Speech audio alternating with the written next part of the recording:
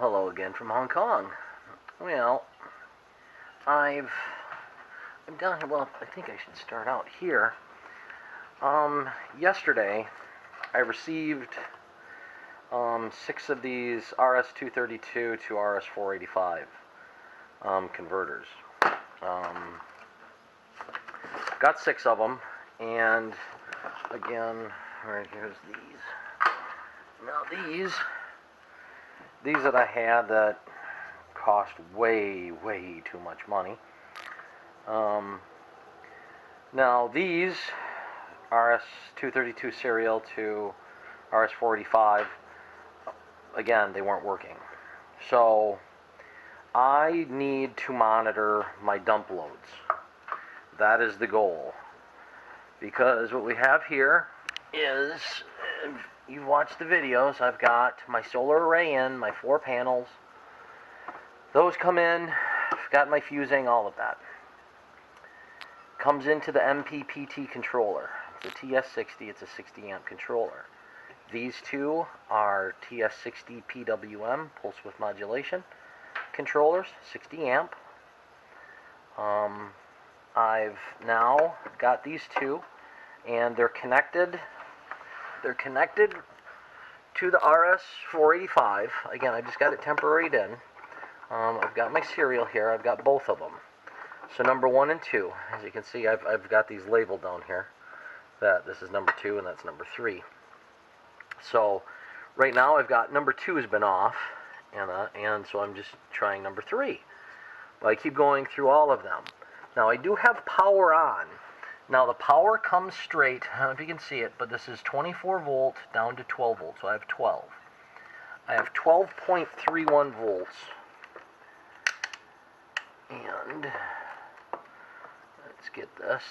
And if we go in here, comes down, right now I've got 12.32 volts that's coming in. So now the output of my DC to DC converter comes straight out here.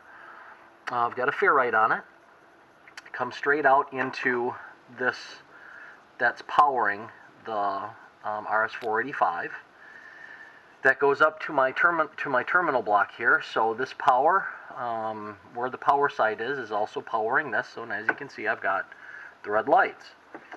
When I do a random search, when I open up MS View, because what's supposed to happen here, I guess I should go over that as well. What should happen is the serial output of this goes into here, and then it comes down into one line, and then it goes to the RS-485, and then that will communicate through the Ethernet that this goes to MS View. So computer using MS View comes into here, and this is my gateway, and because it's bridging the Ethernet to the 485 to grab this information so I can see my dump loads and see what's happening there. So I know what my continual use is. Plus I've got the watts view that's inside here. And I don't have any problems with that. But now this is another one, but now this is basically, it's matching to the connections in here. As in this connector, I have my data plus, which is A, and my data minus, which is B. I have my ground, and I have my voltage, 5 to 12 volt, and that's what I have. And the output of this DC to DC converter is 3,500 milliamps, which is 3.5 amps. And that's at 12 volts. So I have more than enough current to drive data. I've got it, so it is powered on.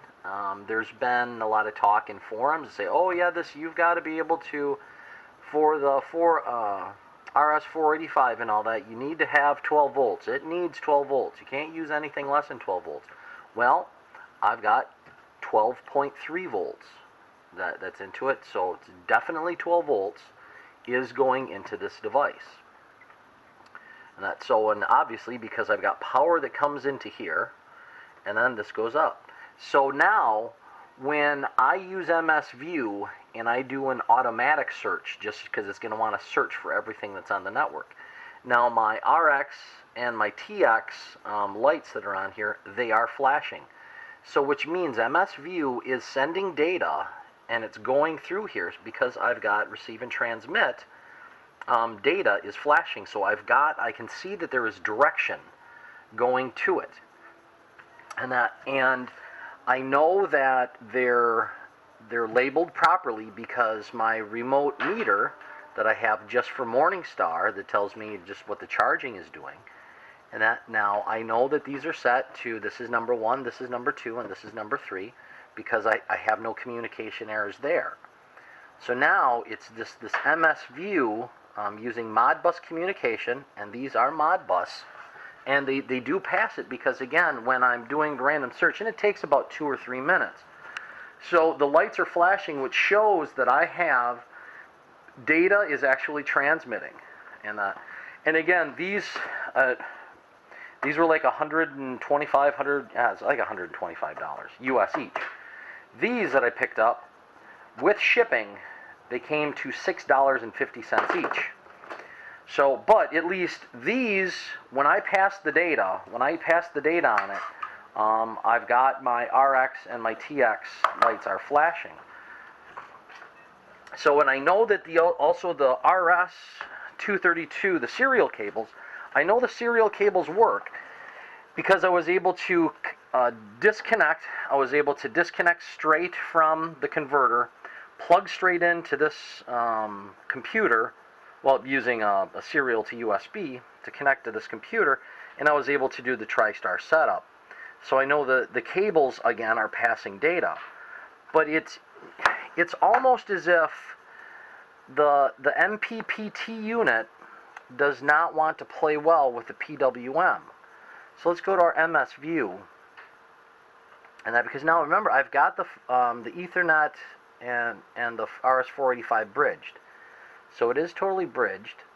So if I go to devices here and search for devices, and of course it comes up with the MPPT. And so if we run upstairs while I'm doing the search that I was just talking about, and if you can kind of see it, I'm getting light flashes. So as you can see, my transmit and receive lines are flashing. I do have data is moving back and forth, transmit and receive. So that means that there is data, so through the Ethernet coming into this, bridging over to the RS-485, coming to this and going out to these two, I do have data because it's showing that on both units. So that's on both units. Now, I've updated the firmware to, on each controller, the firmware is fully updated. It's up to everything that is current on the MorningStar website. So now let's go here, let's connect to the MPPT controller. And as you can see, it's on 192.168.0.253. Okay, and it's using the port 502, and its ID is number 1. So, there we go, it's red. Now it is green. Okay, so right now, MS-View is now connecting to the MPPT controller. So, according to the manual here, what you have to do is for these, using RS-485, you need to manually connect. So, TriStar, so what we want to connect is the TriStar. Let me hit OK. So now, because I'm going through TCP/IP, because I'm going through with an IP address, it's not a serial connection, so that I need to use the IP address for this one. And that is 253.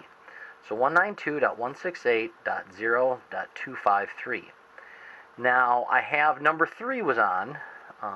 The number 3 controller was on, so we're going to hit 3. So that is a controller address that we want. And again, the control TCP/IP port, we need that is open through my router, because again, this is working through that. The Modbus information is coming through on port 502. And that, plus I've got 80 open for the networking. So okay, so we hit OK. So now once we have that in our list of devices, then you're supposed to right click on it, and then you just hit connect. So then once you hit connect, then it comes up, it says error, unable to open connection to TriStar. Control did not respond to Modbus read request. So I don't understand this, and I keep going through. I've just sent another email off to MorningStar, and hopefully I can get some more answers. But these devices are just converting RS-232 to RS-485, and everything is set up. I've got the proper voltage. I have my ground. Data A and data B are connected to, I've checked for continuity inside the MorningStar. I've checked everything. Something is weird here, because I can go and from this I can disconnect this cable, plug it into the serial to USB connector into this computer. That straight cable works, and I'm able to, and that's able to go through there. But now RS-485, you know, I'm having a problem with this, and I don't understand why. Now there's also another thing on this, that on the MPPT controller, you cannot have serial and RS-485 connected at the same time. Well, I don't. I don't have anything connected to the serial port on the MPPT controller. So, but I keep getting these errors, and so as I have that, but now this is on the Windows machine, and just to verify, let me close this down. But now just to verify here, let's go over here. Now, so now I'm on the Mac. I just keep buying more and more kit, but it just doesn't. I'm almost positive that those first converters that I had, they should have worked. They should have worked perfectly fine. Because again, they had all that FCC data and certifications that go on and state that it's Modbus certified. Even the serial to network to Ethernet converters, I mean, it's all Modbus certified. Okay, so now I'm on my Mac, and I've got this, and the way I have it set up, so I do a search, and again, it comes up. So thinking that we could use some, it's all using the same protocol. Just to verify, now it's red, and poof, there it is. Now it's green. So again, we go up to our devices, we do a manual connection, and it is a TriStar. It's not an MPPT. So we hit OK, and it is IP address 192.168.0.253. Alright, and it was controller number 3 is on. This is the one we want to talk to. And that because power is turned off to number 2 right now. Now we hit OK. So now we have to connect it. And I get the exact same thing. Error, unable to open connection to TriStar. Control did not respond to Modbus read request. So again, I'm trying different hardware. I've actually got the same program running on the Mac and on a Windows-based machine, and I'm unable to get these to log in to MSView. And that's one thing, is like on YouTube, and even if you go to MorningStar's website, the things that I get from their MSView, it's just maybe some webinar, and they're, I don't know, they're just not informative to me.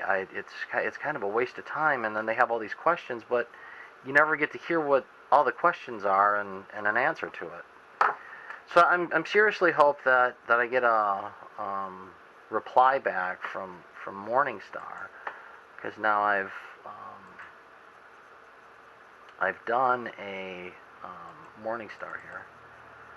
So what I've got here is I've gone and I've sent them the actual manual that tells me all the pinouts on the 232, how the pinout is, and it should work. Here's my RS485 pinout.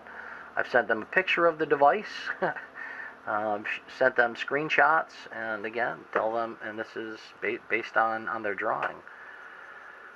So I don't see any others on YouTube or any other type videos that are online that are going, and no one has a networked, system like this. I've seen lots of pictures where there's like, 9 and 10, but they're all MPPT controllers. So but I'm not seeing, I'm not getting any information, and nobody else seems to, I guess, have the experience of this. And I mean, it is frustrating because it should work, and I should not have to keep going and buying, all these devices. Yeah, because like 6 of these I paid $39 US for, versus the other one. I can buy a whole lot more, but it's not working, and so I'll hold on to this video, and then hopefully I'll make another one attached to this that hopefully I get a reply back from MorningStar, and that we get these things working. Because I think this should be helpful for a lot of people in their system, especially whereas like on my forum we've got a lot of guys that are going, it's like I've got my solar panels, but it's just right now I'm not getting all the power that I want from my solar, so I want to put up a wind turbine. Well, with MorningStar, which I think is nice about it, it's the reason for it is because you've got a dump load, and it is a MorningStar product, and you would hope that they communicate well together, and it's just a balanced system. And so like for me, because this one is my solar in, but this one is the dump load out, so when the battery's full, I'm dumping and making hot water. Then this one is for the wind turbines, because the wind turbines will go straight to the batteries. But then as the batteries charge up, I cannot allow them to overcharge. Then this one will dump out to make hot water, or it'll go to those resistors I've had in a few videos back. So I would really like to show you guys that MorningStar, it has a lot of advantages, and they're affordable, and they look cool. But I certainly hope that, to get networking, because that is one thing that so many people don't have in their systems. They don't have good monitoring of their battery bank, the powers that they're making and stuff like that. But I mean, they've got these remote meters, we've got these panels, we can see, and we've got data logging, and to be able to just have these graphs of the power that we're making and the power that we're using, and get them all, put together. I think that would be very, very important for people to get a good grasp on. So I hope something can get learned out of my my frustration here. So, okay, well, that's all for me for right now, and hopefully we'll get something from MorningStar this evening, and we'll see what tomorrow brings. All right, guys, be good, be safe, be well. Bye-bye. Well, and a good morning from Hong Kong. Today's Saturday, and all day Friday, I spent a lot of time communicating with the factory for this, and right now, MorningStar has not really provided me with, that helpful technical support. I don't know how to politely say this, but all they've basically done is they keep directing me to their networking document. They're not telling me a lot, and then they had mentioned one small sentence about an item that I overlooked. And again, that is my fault. I'm not going to blame anybody but myself, because I was so focused on their document. This is a screenshot of the pinouts for the serial connector. Okay, so this is in their MPPT as well as inside the PWM controllers. And there are other devices. But what it is you have your pinouts, and 2 and 3, which is this is an industry standard. This is what data will travel on, and that same as on here. Pins 2 and 3 is where your data travels. But on the DTR, ground is your lightning protection, and RTS, and that is normally power. These are power. But one thing that I overlooked, and I had just assumed that there was power inside the device, inside the MorningStar, but there isn't, is this device here in itself needs to pass power to positive to pin number 4 and the negative on pin number 7. So it needs power coming out of this to feed the serial hardware that's inside the MP or inside the controller, and then that will pass the data, because that energizes that hardware inside. I'd been very, very focused on being very happy about how they designed their hardware, is because that network side and the actual charge controller, dump load controller, all that side, those are kind of separated. So they're independent. But by keeping those two parts separate, which means inside the MPPT and the PWM controllers and all that, there's no power to transmit this data on pins 2 and 3.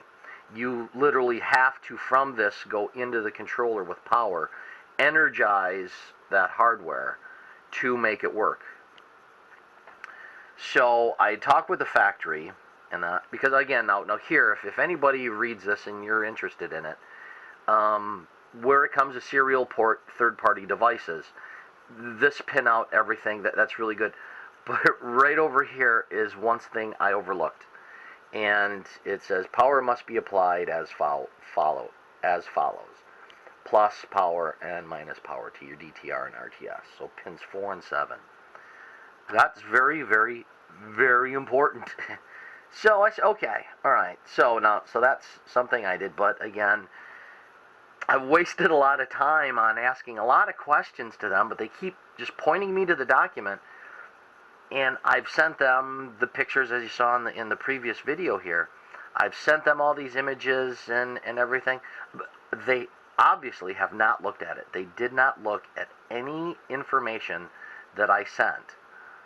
Because if they would have seen the attachments that I sent in that email, and I'd been contacting them quite frequently, so I would hope that they know that I'm not spamming them with all kinds of crap. But they could have just said, hey Alan, one thing you overlooked, power must be applied as follows. You missed that one, but no worries, here, we'll help you get through it. No, they haven't been able to do that. They just keep pointing me to this MS communication document. So anyway, so then there's also down here, just below that, it says modifications can be made. And so obviously this is not something new. And I would have hoped they would have said this to me weeks and weeks ago. But now I just finally got it. So what I've done is I've taken this device, talked with the factory, and what I have here is, if you look on this, we've got 4 ports here, or 4 terminals. So the bottom one is our 5 to 12 volt input, our ground or negative. Then you have data A and B. So there's our 4 on the RS-485 side. So talking with the factory, and I talked with the engineers, I said I got to get power to pins 4 and 7. I asked them if it was okay for me to go from here, because what I've done is now all of these converters have a DC input. You can take 5 to 12 volts, put into any of them. The other ones that I have are up to 30 volts. So you can put in up to 30 volts. What it'll do is it'll, through resistors and all that, it'll take it down and it'll come out at 9 volts. So we'll get 9 volts to the RS-485 side, and because I've made this jumper, it would be 9 volts that are going out. But then looking at other forums, everyone says, oh, no, I mean, you got to have 12 volts. You got to have 12 volts. I said, okay, all right, so if I got to get 12 volts into the PWM, then what I'm going to do is I've gone and I've put the power in.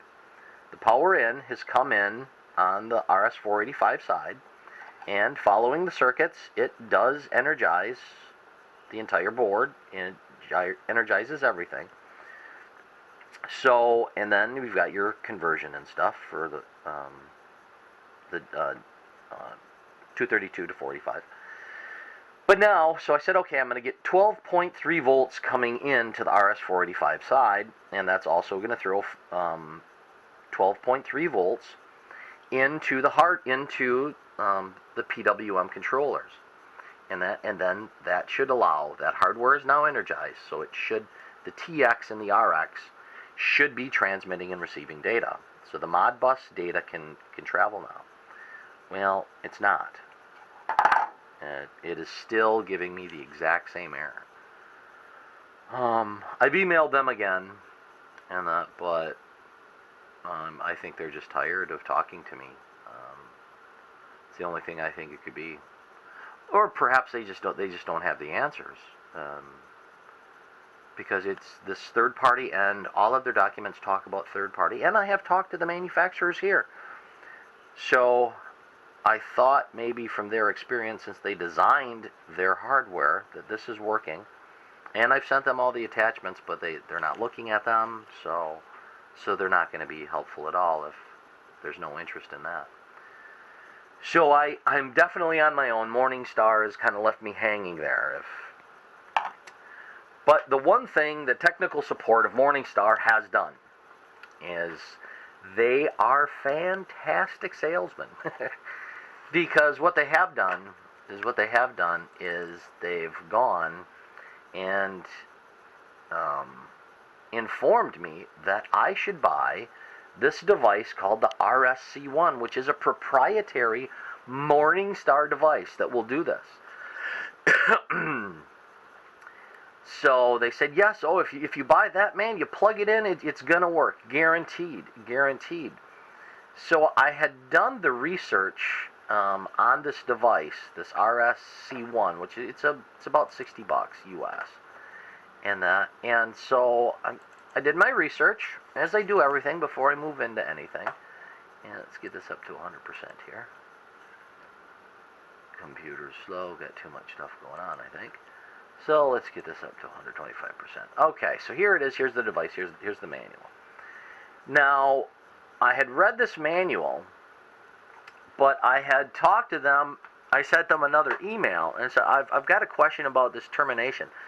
I don't know if you can see it, but again, you know, you've got your ground and your power, and you have your data A and B. But on the data A and B, you've got a resistor 1 and 2. Now, this is for termination.